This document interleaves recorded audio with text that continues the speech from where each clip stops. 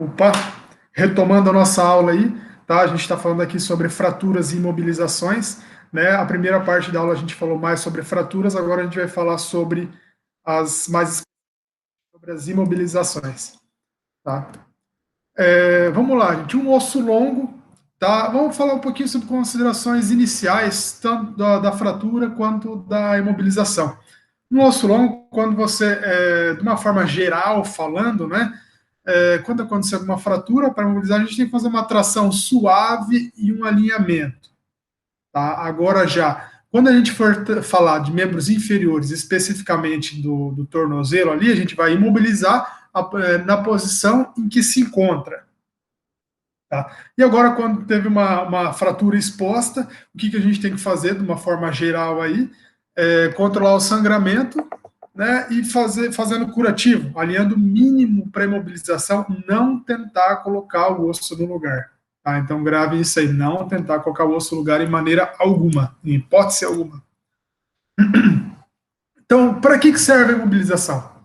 A imobilização ela é para servir para prevenir o movimento de uso de qualquer objeto que forneça estabilidade. Por exemplo, tala, gesso, né? Muita gente usa aí outros tipos de materiais alternativos, né? Às vezes taco de beisebol, que a gente vai ver mais ali para frente, tá? Então, mas na verdade é isso aí, para você fornecer estabilidade, né? Através de talas. A imobilização feita por nós seria quando uma instituição de saúde estiver muito distante, longe, longe, longe, sem praticamente não ter socorro aí, primeiros socorros especializados, né? Onde o serviço de resgate médico está indisponível. E também quando não tem socorrista especializado, tá? Então aí a gente tem que estar procurando fazer mobilização, né? Vocês podem ver que praticamente não é nossa função isso aí, né? Mas se precisar, a gente tem que estar à disposição. Tá? Para que serve a imobilização? Prevenir o movimento para possíveis fraturas, luxações, subluxações, entorses graves, controle da hemorragia e da dor, redução do edema e evitar danos maiores. Tá? Isso aí de acordo com as diretrizes, né, da ARRA de 2010. Aqui são algumas regrinhas para as imobilizações. Tá? Então, nós podemos ver que praticamente em membros superiores, o que é utilizado? A tipóia, a faixa, né? Muitas vezes, em algumas partes do corpo, por exemplo, aqui no ombro, né, seria uma faixa com acolchoamento para não machucar, né, para não lesar a pele. Tá? Então, agora aqui, por exemplo, no braço, já seria uma tala rígida e tipóia, né, nada de acolchoamento, tá? Então, porque ali, na verdade, você vai sustentar. Já ali na região do cotovelo, uma tala acolchoada com a tipóia e faixa da tala rígida com tipóia, tá? Então, na verdade, aqui é para prevenir, né, alguns desconfortos maiores aí para a nossa vítima. Tá? Ali perto da região do pulso, uma tala acolchoada, um travesseiro, uma tala rígida com tipóia, né? Agora já vocês podem ver que já nos membros inferiores como é que muda as diretrizes, né? Então, por exemplo, aqui pertinho da cabeça do fêmur, né? Os membros inferiores amarrados ou talas sobre uma tábua longa, né? Onde é que a tábua ela vai ser bem longa, onde é que vai pegar todo o membro da pessoa. Tá? Ali mais no meio da coxa, por exemplo, uma tala por tração ou tábua longa. Por que uma tala por tração? Porque praticamente você vai amarrar para ela fixar ali, né? Então, por isso que isso é chamado uma tala de tração, que a gente já vai ter alguns exemplos sobre isso aí, vocês fiquem tranquilos, tá, gente? Parece que estou falando grego agora, mas já vocês vão se familiarizar com essas falas aí. Tá? Então, ali pertinho do joelho, né, já seria uma tala rígida, cobertores enrolados, ou uma tala pneumática. Uma tala pneumática já é quando trabalha com o ar, né, onde você infla, né, para ficar cheio de ar e dar mais uma estabilidade para articulação. E lá no tornozelo, uma tala acolchoada, uma tala travesseira, uma tala rígida. Tá? Então você pode ver que tem diferentes tipos de tala, diferentes tipos de apoio, a tipóia, a faixa que a gente pode estar utilizando aí para fazer mobilização. Regras para mobilização. Aplique somente se estiver treinado para tal e se não houver atendimento emergencial nas proximidades, foi o que a gente falou agora há pouco. né? Então, se não tiver atendimento, você vai ter que estar fazendo aí os primeiros socorros para a vítima para amenizar a dor, porque é claro que se não tiver resgate médico perto, se não tiver bombeiros, não pegou o telefone, não tiver ninguém por perto, eu não posso omitir socorro, né, gente? Lembra que é crime, é lei, né, isso aí. Então a gente tem que estar fazendo esse atendimento.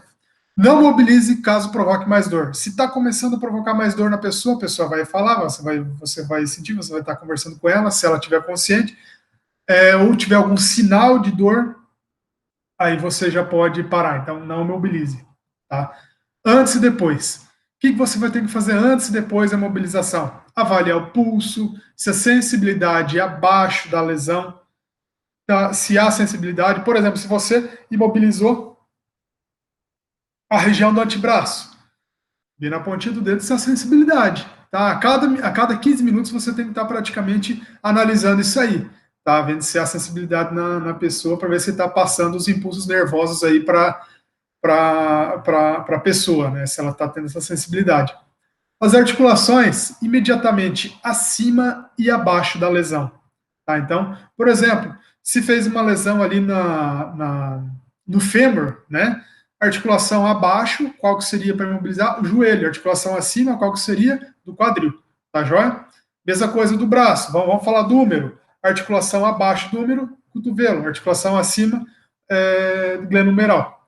Tá? Então, na posição em que foi encontrada, por exemplo, não mexeu nas articulações, tá? Então, se foi encontrada dessa forma, tentou mobilizar ali dessa forma, tá joia?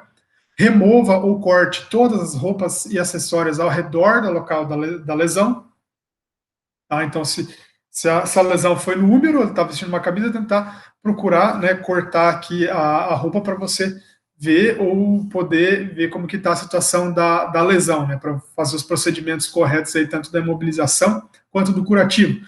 Você vai cobrir todos os curativos, né, você vai cobrir todos os ferimentos com curativos estéreis, antes de aplicar a tala. Em seguida, enfaixe cuidadosamente. Lembre, a gente, para fazer, né, cobrir o ferimento com curativo estéreo, tá? Aí você vai enfaixar cuidadosamente o curativo e daí sim você vai fazer a tala, tá? Cuidado, gente, não esqueçam isso aí, porque se você for fazer, por exemplo, a tala sem fazer o curativo, pode estar causando uma complicação, uma infecção aí para a nossa vítima, tá? Então nunca reposicione intencionalmente extremidades ósseas protrusas, fora do lugar. Nunca reposicione intencionalmente. O que significa isso? Se a pessoa consegue movimentar, tudo bem. Se ela não sentir dor, tudo jóia. Né? Então você pode estar fazendo esse procedimento, mas agora você não pode reposicionar intencionalmente essas extremidades aí. Beleza? Então tudo isso tem que ser feito especificamente com muita calma também. Você forrar a tala para prevenir pressão e desconforto à vítima. Tá? Então, ali que entra lá nas questões do acolchoamento, né, que estávamos falando aqui nas regras de imobilizações. Tá? Então, aplique a tala antes de tentar mover a vítima. Então, primeiramente, você não vai querer movimentar a vítima, né? Porque se você movimentar a vítima, pode vir a piorar o quadro de lesão dela, né? Então, por isso, aplicar primeiro a tala e depois tentar movimentar a vítima, tá? E quando ela está com sinais de choque, alinhe a vítima em posição anatômica, tá joia? E providencie transporte imediato. Não perca tempo com a aplicação de talas. Então, isso aí a gente tem que, né, se ela tiver algum sinalzinho de choque, nós vimos aí já nas nossas aulas também, é isso aí, tá? A gente chamar o socorro especializado. Tipos de talas. Temos as talas rígidas, as talas de tração e as talas improvisadas. Tá? Então vamos lá, vamos falar bonitinho, né? As talas elas não são flexíveis. Temos as talas de madeira, temos as talas de alumínio, temos as talas de plástico, temos as talas de papelão ou até mesmo de fibras. Tá? Essas talas muitas vezes elas são de formato específico para os membros. Por exemplo, aqui ó, você pode ver que tem o formato da perna, né? Para colocar a perna ali, encaixar a perna e daí já tem a parte de cima para você amarrar e para fixar, né? Então, geralmente essas talas rígidas elas têm os acessórios, onde é que tem os feixes de velcro, ou são flexíveis para moldar. Por exemplo, aqui nessas talas aqui de madeira, vocês podem ver que tem um feixezinho de velcro, tá? Onde é que você vai posicionar aqui o braço, colocou a tala, né, e você fechou o velcro, beleza? Então, essa aí seria dessa forma aí para você estar imobilizando o braço. E também temos aquelas talas que elas são flexíveis para moldar, tá? Por exemplo, o serviço de atendimento médico, tá vendo essas talas aqui, ó, é que chique, cara. Isso aqui é um alumínio flexível, ele é recoberto por camada de espuma, tá? Isso aqui geralmente é utilizado aí pelo serviço de atendimento médico, tá? Então, isso aqui, eles já são flexíveis para moldar de acordo com o membro que foi prejudicado aí com a fratura que está precisando de imobilização. Temos as talas de tração, tá? As talas de tração, o que significa isso? Tá? Aqui está a tala, né? Aqui está o membro do indivíduo, e aqui temos as faixas aqui para tração. O que elas fazem? Uma leve tração em direção oposta à lesão. Tá? Isso que é feito com a tala de tração. Qual que é a intenção? Aliviar a dor e diminuir a perda de sangue. E usa ele somente em caso da fratura da coxa, tá, gente? Isso aqui seria o tipo de tala de tração só quando é a fratura da coxa, tá joia? E temos as talas improvisadas. Talas improvisadas, aí a gente tem diversos materiais, desde tábua de passar roupa, travesseiro, cobertor dobrado, taco de beisebol, guarda-chuvas, ou taco de beisebol que eu falei no comecinho da nossa aula, né, as caneleiras, ou qualquer outro objeto semelhante, tá? Então aqui temos aí alguns exemplos, né, de talas improvisadas, tá? Muitas vezes, né, tem até casos que você pode ver, em caso de emergência, que não tem socorro perto, né, é feita uma tala aí, você enrola o jornal, né, vamos dizer assim, o papel, que de uma forma que ele fica bem duro, e praticamente ficou uma tala, né? Então, essa aí seria uma tala de autoimobilização, onde elas podem vir também como ser uma tala anatômica. Tá? Ela tem que ser leve, firme e rígida, como toda tala, né, gente? A tala, na verdade, como ela serve para imobilizar, então essa aqui ela tem que ser leve, firme e rígida. Ela tem que ser longa o suficiente para se estender além das articulações. Tá? Isso aqui também a gente pode estar vendo aí porque para fazer a fixação dela, né? Ter uma largura da parte mais volumosa do membro fraturado. Por exemplo, o que isso aqui quer dizer? Vamos pensar na perna, na coxa, né? Então a tala ela tem que ter a largura, né? Ou um pouquinho mais volumosa do que o membro fraturado. Eu não posso colocar, por exemplo, vamos pensar no braço, né? O braço aqui. A tala ela tem que passar do membro, tá? Para fazer essa imobilização. Se ela não for flexível, né? Se ela não moldar de acordo com o corpo, tá? Então assim, eu não posso colocar uma tala menorzinha, né? Para dar um suporte, tá? Então, na verdade, seria uma tala maior, a parte mais a mesma largura praticamente, né? Desculpa, gente, nem mais alto nem mais baixo, praticamente a mesma largura, tá? Então é só corrigindo aí o tipo de tala, né? Tanto a improvisada quanto as outras, elas têm que ser praticamente a mesma largura, nem mais alta, né? Porque senão vai dificultar o prendimento dela, e nem mais fina, né? Então tem que ser praticamente da mesma largura do que o membro fraturado, tá joia? Ela tem que ser bem forrada, né, para evitar aí, contaminação, às vezes a tala pode estar, principalmente as improvisadas, elas podem estar sujas, né, então, para não ter contaminação, para não dar arranhadura, para não dar algum outro tipo de lesão. Tá? Então, as superfícies internas, elas não devem entrar em contato com a pele, tá? Então, esse é o segredo, né? Colocou uma forração e aí sim você vai aplicar a tala. Principalmente, né? Não, em todos os casos, mas principalmente se tiver alguma lesão além da fratura, né? Quais são os riscos de você imobilizar impropriamente a nossa vítima? Compressão dos nervos, tá? Então, quando você comprime ou aperta muito, muito forte, tá? Tecidos e vasos sanguíneos abaixo da tala.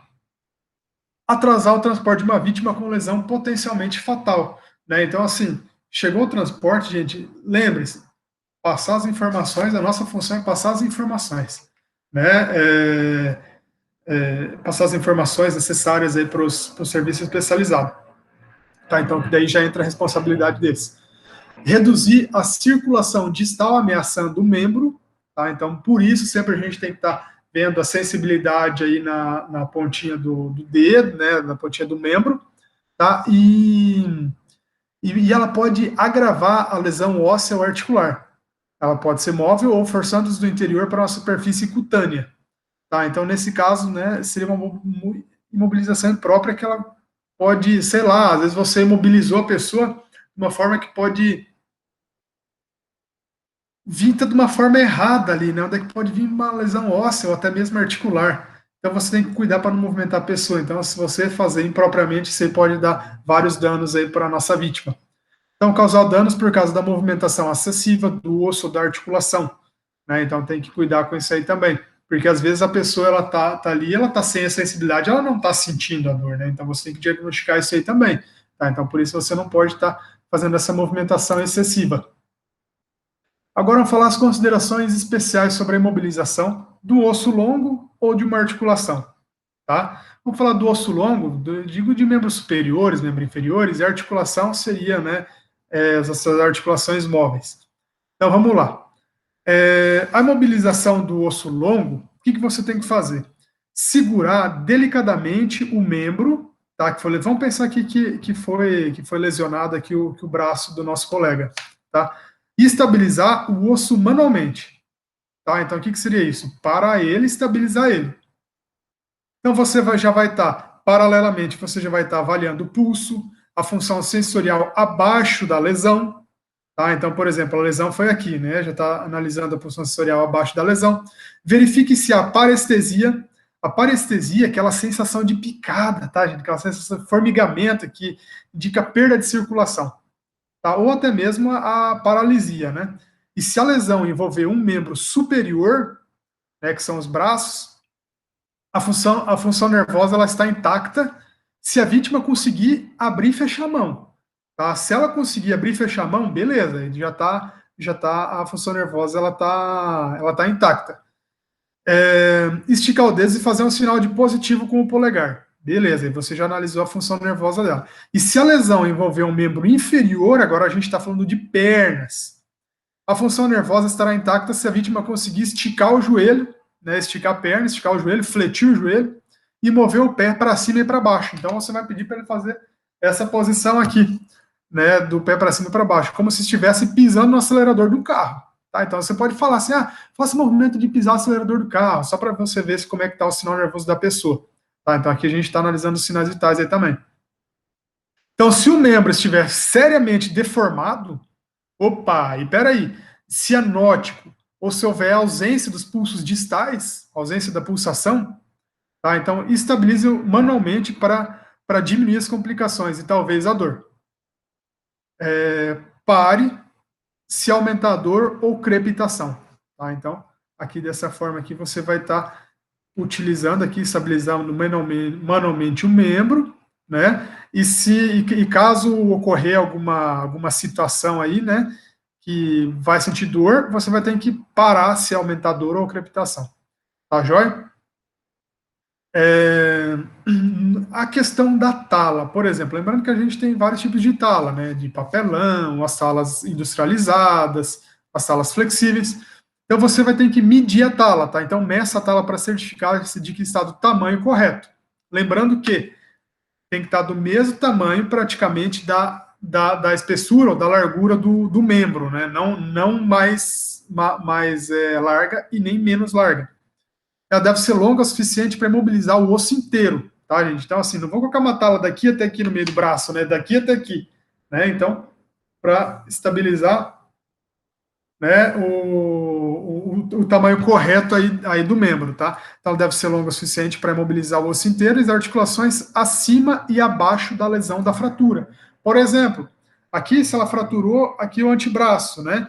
Tem que imobilizar até na parte de cima, aqui da articulação pós-fratura e articulação antes da fratura, tá? Então, por isso, trabalhar de uma forma aí, fazer uma tala longa, né, onde você está imobilizando o membro de uma forma geral, beleza?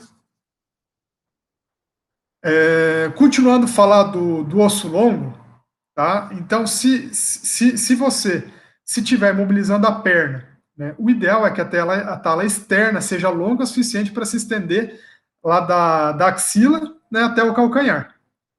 Tá? A tala interna deve ser longa o suficiente para se estender da virilha até abaixo do calcanhar. Tá? Então aqui estamos analisando aqui, ó, estamos falando dessa gravura aqui, tá? Onde tem que ser o comprimento da tala, né, da axila ou da virilha até o calcanhar. Então aplique a tala imobilizando o osso e a articulação imediatamente acima e abaixo da lesão. Tá? Então vamos pensar que a lesão aí foi no joelho, tá? E teve uma fratura aí na tíbia, na fíbula, né? Na canela, vamos dizer assim. Então, imobilizei de uma forma completa, né, a perna, o membro inferior, tá? E tá tendo, né, fazendo essa pressãozinha aqui, amarrando também. Tá joia? Agora vamos lá, vamos ver aqui da articulação do húmero, né? Da mesma forma, tá? Então aqui, ó, por exemplo, vamos falar aqui da axila, né? Quando a gente for trabalhar no membro superior, vai vir até aqui para proteger, para não ficar aquela sensação de desconforto, né? Essas coisas assim. Então aqui é tala, tá? Para praticamente até da parte de cima da articulação, da parte da articulação acima da fratura e da articulação abaixo da fratura, que seria do cotovelo. Então a tala está aqui, tá? E aqui um acolchoado para dar uma proteçãozinha também. E depois também fazer uma faixa fixa do braço ao tórax, né? Que tem uma tipoia, e também para imobilizar mais ainda, fazer uma faixa aqui fixa. A joia que a gente temos vários exemplos aí para estar sendo feito a imobilização. Tá? Agora vamos falar sobre a imobilização da articulação. Tá? Tá, gente, muito importante. Tá? Aqui, o que é que temos que fazer também? Fixar todo o membro lesionado. Tá? Onde é que a gente está fixando praticamente todo o membro lesionado. Por isso que toda essa artimanha aqui para ficar mobilizado. Tá? Onde pode-se usar tiras ou fechos de velcro, que vem das talas industrializadas, ou passar bandagens, né, em rolo ao redor das talas improvisadas e prendê-las com bandagens em gravata. Tá? Então, lembrando da bandagem em gravata, faz desse estilo aqui. Imobilize a mão ou o pé na posição anatômica normal. Procurar não imobilizar de outra forma, né? Tem que ficar imobilizado de uma forma anatômica, e certifique-se de que é possível ver e tocar a mão ou o pé para que você possa avaliar a sensibilidade. Por exemplo, imobilizei aqui, né? Certinho o membro superior, e aí verificar se há sensibilidade, né, na pontinha da mão. Agora, por exemplo, no caso do pé, né, da perna. Depois de mobilizar a perna, peguei na pontinha do dedão para ver se a pessoa tem sensibilidade, né? Então aí a gente tem que estar perguntando para ela, né, ou até mesmo apertando para ver se ela tem algum sinalzinho, né, de que ela teve essa sensibilidade, dependendo da gravidade do acidente da pessoa. Agora vamos falar das articulações. Falamos dos ossos longos, agora vamos falar sobre como podemos imobilizar a articulação. Né? A mobilização da articulação, ela tem que ser feita com a estabilização manualmente também. Tá? Então, um socorrista deve aplicar uma estabilização firme e suave, enquanto que o segundo prepara a tala. Tá? Então, aí, se tiver praticamente dois socorristas, né, já seria mais fácil. Então, avalie o pulso e a função sensorial abaixo do local da lesão e verifique se há parestesia ou paralisia. Da mesma coisa do que a fratura, tá, gente? Aqui não mudou muita coisa. Então, imobilize o local da lesão na posição em que se encontrou com uma tala. Mesma regra também da fratura. Imobilize os ossos acima e abaixo da articulação lesionada para ajudar a prevenir os movimentos acidentais. Então, aqui, fratura, né? Imobilizei a articulação. Vamos imaginar uma fratura, né? Aqui no antebraço, então, imobilizei até o pulso e o cotovelo, né? Então, seria dessa forma aí. Tá, então, vamos lá. Se tive uma lesão aqui no cotovelo, mobilizei desde a parte de cima até aqui na mão. Tá, então, é feita essa imobilização. Beleza? Aqui vocês podem ver imobilização acolchoado, né? Um acolchoado que tem uma proteção antes da tala propriamente dita. Aqui também estamos vendo alguns acolchoados aí que podem ser ser utilizados. Então, depois de aplicar a tala, avalie novamente o pulso e a sensibilidade e repita a avaliação periodicamente durante o atendimento. Então, assim, se você avaliou uma vez, não vai deixar de avaliar novamente, né? Então, você vai estar avaliando aí a cada 5, 10 minutos, né? Dependendo da situação ou da gravidade do acidente. Tá, joia, gente. Aqui finalizamos aqui sobre as considerações especiais sobre imobilização. De como imobilizar, isso ali nós faremos nas aulas práticas, tá? Então, assim, agora fica bem complicado para a gente estar fazendo, porque na verdade é treinando que se aprende, tá? Então aí a gente já vai estar fazendo bastante técnicas aí. Então a gente está passando todas as partes teóricas aí praticamente da nossa disciplina, né, agora, para depois a gente estar vivenciando a prática. E aqui eu trouxe para vocês um artigo publicado em 2011, intitulado de Lesões Musculoesqueléticas em Atletas de Luta Olímpica. Foi publicado por Barroso e seus colaboradores, né? Foi feita uma pesquisa aqui no Brasil, onde é que eles queriam avaliar as lesões musculoesqueléticas em atletas de elite de luta olímpica, né? Então, luta olímpica, né? Onde é que o índice de lesão é alto, tá? Então, quais seriam os métodos? Uma avaliação retrospectiva. A retrospectiva é o que já aconteceu, né? De 95 atletas, por meio de um questionário estruturado, né? Onde é que eles fizeram um questionário, estruturaram, contendo informações sobre lesões prévias e dados clínicos e epidemiológicos, tá? Então, aí seria onde é que um questionáriozinho onde é que os atletas simplesmente vão respondendo de sim ou não, indicando qual articulação que foi acometida nas lutas, se já foi alguma vez, se não foi, se foi há muito tempo, enfim. Vamos lá. Pegamos aqui a figura 1, tá, nos resultados.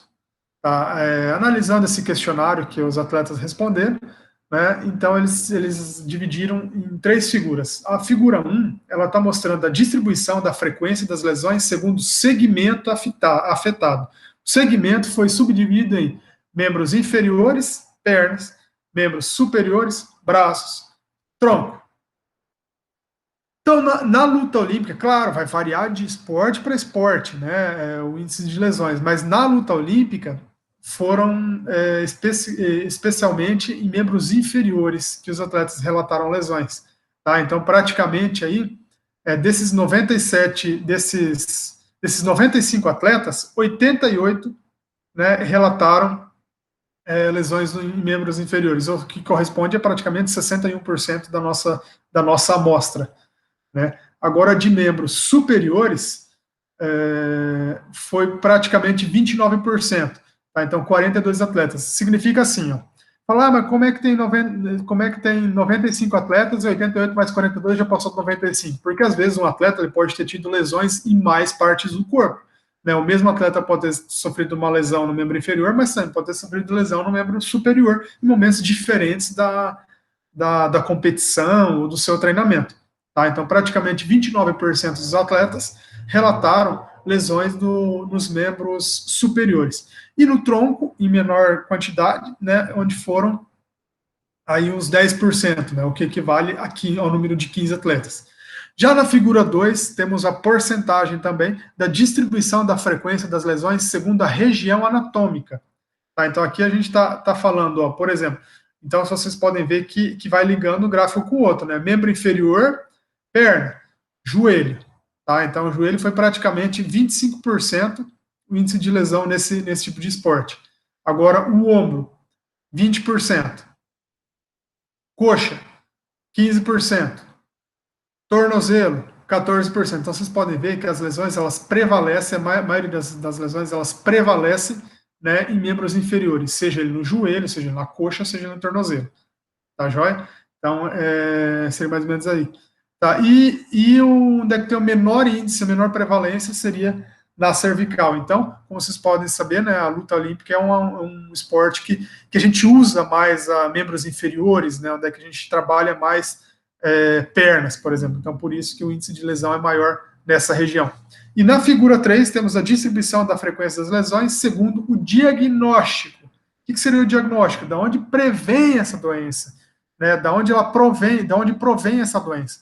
Tá? Então, praticamente 35% provém do entorse. Tá? Lesão muscular, vem praticamente em 30%. Muitas vezes lesões musculares, né, ou articulares, elas são de excesso de treinamento, né, ou de excesso de uso de determinado membro. Tá? A tendinite, lembrando que tendinite é uma inflamação dos tendões, tá, de praticamente 14,5%. A luxação, que é o deslocamento, né, do osso quando ele sai do lugar, tá? Praticamente 10%, fratura 6% e contusão 4%. Então vocês podem ver que nesse tipo de esporte a fratura e a contusão elas são de menor incidência, de menor prevalência. Tá? Então o que os autores eles conseguem concluir com esses resultados? Eles foram relatados 145 lesões em 81 atletas, tá? Então praticamente 85% dos atletas aí sofreram lesões. Então vocês podem ver que é um esporte de rendimento, né? Então você está sujeito a ter várias lesões aí. Onde o tratamento cirúrgico ele foi necessário em 9% das lesões, e a maioria dessas lesões, que são praticamente 62%, 61% e meio, localizam-se em membros inferiores. Quais seriam as conclusões desses autores? Lesões do aparelho locomotor são frequentes nos praticantes de luta olímpica e membros inferiores são o segmento mais acometido. Tá? Então, é por isso que é sempre bom a gente fazer a medicina preventiva, né? O treinamento preventivo para estar evitando essas lesões. E, claro, como a gente está falando aqui de luta olímpica, não tem como fugir, né? Essas lesões, elas acontecem realmente aí de fato, porque é um esporte de rendimento, as pessoas elas estão vivendo para isso, né? Esporte de alto rendimento, as pessoas elas estão vivendo para isso. Então, elas estão sujeitas a lesões a qualquer momento e a qualquer hora, né, em qualquer lugar. Tá? Então, não só as pessoas comuns do nosso dia a dia. Né? Então, por isso a gente tem que estar preparado, seja no ambiente, na clínica de estética, seja na clínica de fisioterapia, seja em ambiente esportivo, seja em casa, a gente tem que estar preparado para estar vivenciando ou qualquer esses tipos de lesões aí, a gente tem que estar apto para poder dar o atendimento necessário para esses indivíduos. Tá, joia, pessoal? Essa aí foi a nossa aula de hoje. Aí são algumas referências utilizadas, tá? E eu agradeço a atenção de cada um de vocês.